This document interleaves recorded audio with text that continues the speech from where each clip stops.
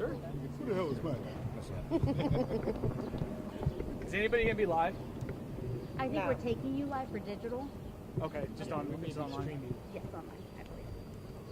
I'm not sure, but maybe. Okay. Probably. You look good. Don't worry about it, guy. Still in the sun though. You guys are always putting me in the sun. Sun is the best light.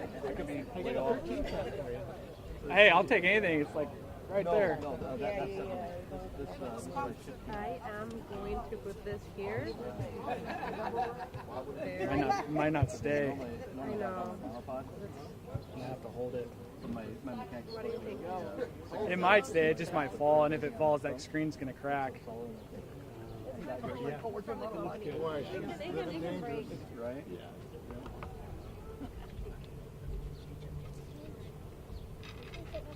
Could you just get a level from you, please, sir? Mic check. Could you just talk for a second? Mic check. Mic check. Mic check. Everybody good? Okay. Let me know when you guys are ready, and I'll go for it. I'm good. Everybody's good?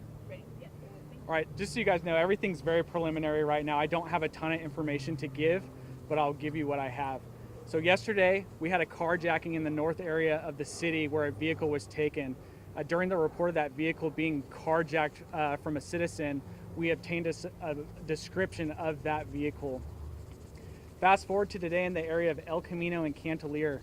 One of our officers observed that carjacked vehicle to be parked on the curb.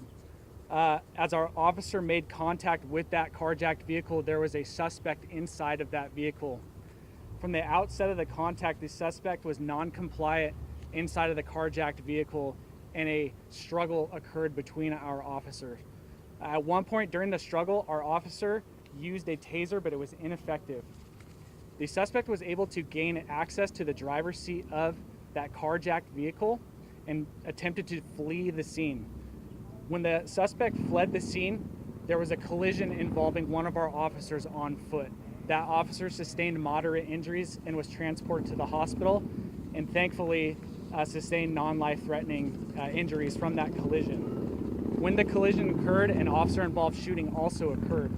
The suspect was located at an area hospital and sustained at least one gunshot wound and has non-life-threatening injuries. Our detectives are out here and our CSI are out here. Obviously the roads are closed down. We're going to be out here for a while investigating our officer-involved shooting. Obviously they're very comprehensive investigations that take a lot of time to work through. We have a lot of questions, as I'm sure the community does as well. We'll be working through the investigation to get those questions answered.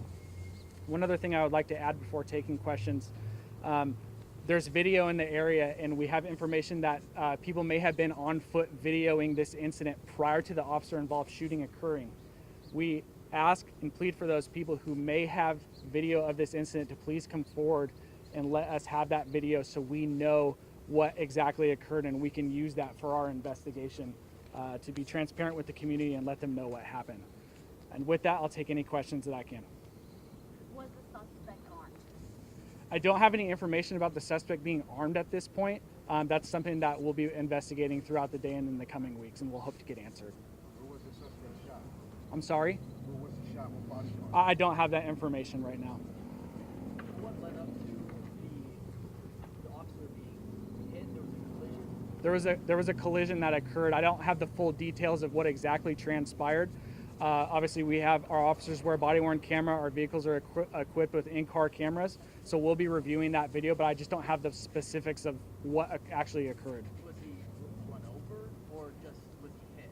At this point, I can't confirm anything that happened, but I know one of our officers sustained an injury from colliding with a vehicle.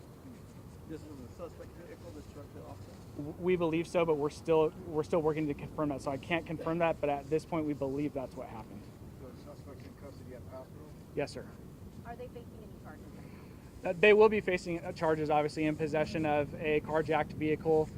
We don't know if this person is the person who actually carjacked the vehicle from the day before. That's something that we're still looking into and we'll be investigating. But as of right now, we know that the suspect was in possession of that carjacked vehicle. How many officers were on the scene at that time? And so apparently there's at least two. This uninjured officer Yeah. shot because Yeah, good question. So I don't know exactly how many officers were on scene. What we do know is at least 2 officers discharged their firearms during the incident, and we don't believe any others discharged. So two officer-involved shooters on this one. And the suspect drove away after he collided with the injured officer? That's correct. That's what we believe happened. I don't have all the details about where the suspect was found. I know the suspect was not immediately located on scene of the officer-involved shooting. There's quite a bit of officers here right now and a lot of investigative people. Is this normal for this sort of thing? It is normal, yes. We have various different units that are out here, including outside agencies. The Sacramento County District Attorney's Office, the Office of Public Safety Accountability comes to our officer-involved shootings to provide oversight and expertise in these areas. So yeah, we have a lot of resources out here, and they'll continue to be out here throughout the day as we investigate this shooting. Speaking with civilians, it sounds like there are a lot of incidences like this here in this area. What is the police department doing to ensure the safety of residents? A lot of incidents, meaning what types of incidents are you? Yeah, I mean, violent crime is obviously one of our #1 issues in Sacramento, right?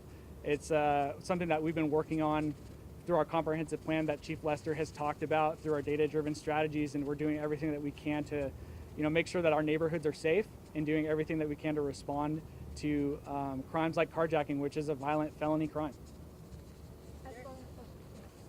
As far as continued safety, because I know officials said to avoid this area, what is the safety like now? There's a lot of resources in the area right now, and the reason that we're asking people to avoid the area is because obviously the roads are closed off here, so they're not going to be able to get through where they need to go. I know El Camino is a main thoroughfare going over the levee into Natomas, so we just want people to know that the area is going to be closed down so they're not inconvenienced on their way home from work. What hospital is it? Just an area hospital. I actually don't have the information of where the suspect's at right now. At this time, do you believe there's any additional suspects? We do not believe there's any additional suspects as it relates to what occurred today. Was the suspect sleeping in the car and they approach it as a felony stop? I don't have any information on if the suspect was sleeping in the car, and I don't know exactly the tactics that they were used. Obviously, our officers always use caution when they're contacting a vehicle that was carjacked, being it's a violent felony crime.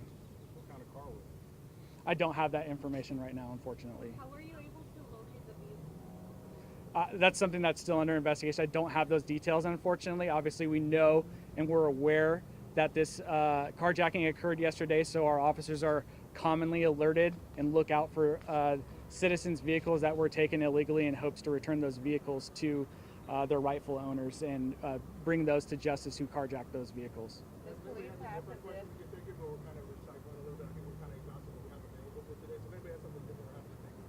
How long do you expect to be out here for today, you think? Multiple hours. I can't give you an exact time, but I would imagine that coming up into rush hour, we'll probably still be out here. So very meticulous investigations that require slow pace and documentation.